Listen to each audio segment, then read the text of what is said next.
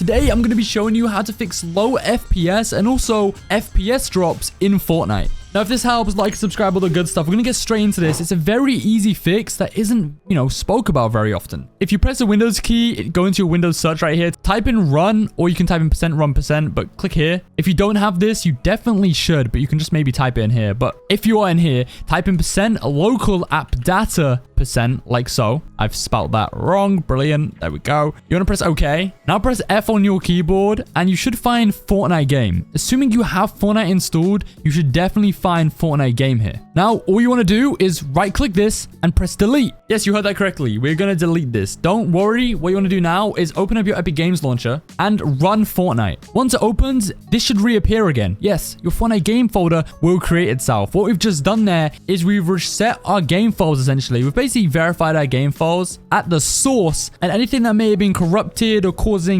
problems is gone now. It's almost like a fresh install, although your keybinds and anything that is, stored on the cloud, there's a lot that's stored on the cloud, isn't going to be affected, so don't you worry. But the only thing that will be affected will be your video settings, and I know that's very annoying, but honestly, it takes 2 seconds. But I'm going to show you the most optimized ones now. And yes, this is one of the steps of the video. So first of all, make sure your window mode is on full screen. This is going to give you the lowest latency. Resolution, 1920 by 1080 ideally. But if you're really struggling, you can kind of go down to 1280 by 720 or 1600 by 900. Start with 1600 by 900, then maybe drop even lower. VSync, turn this off unless you really need it, and you probably don't really need it, but I have a full video going over this, whether you should use it or not. So check that out after this, but it's not important right now. So for now, just keep it off. Frame rate limit, I have mine unlimited just for creative, but usually just set it to your monitor's refresh rate. So I'm on 240 Hertz, so I'd have mine on 240. Rendering mode, performance mode is generally the best. But if you have not optimized your DirectX 11 settings, this is the problem, because DX11 settings directly affect your performance mode settings. And although I will not show them in this video, I have a full DirectX 11 optimization video you should watch after this to support this. You don't have to. You will still get an FPS boost, and you probably have done it anyway. But if you 100% haven't, or you're even doubting whether you've done it or not, yeah, definitely go and watch that after this video. There's still some things we have to address here.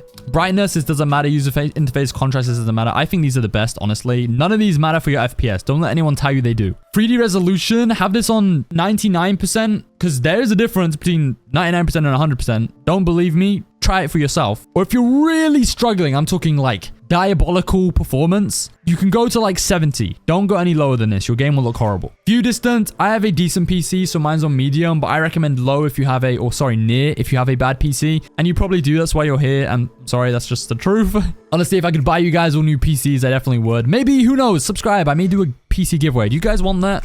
Technically, the more people that like and subscribe and comment, the bigger that chance is. But everything else, turn this all off or have it on low.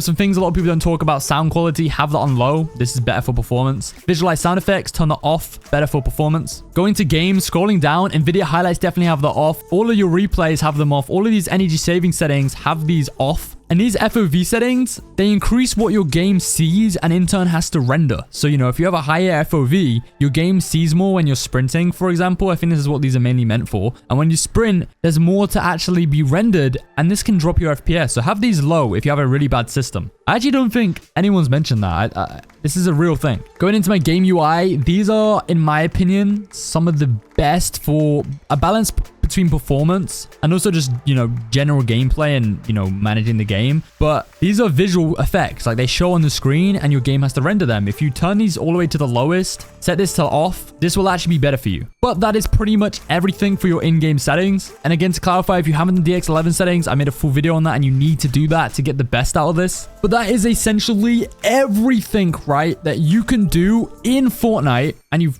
kind of outside of Fortnite, because you reset your game files.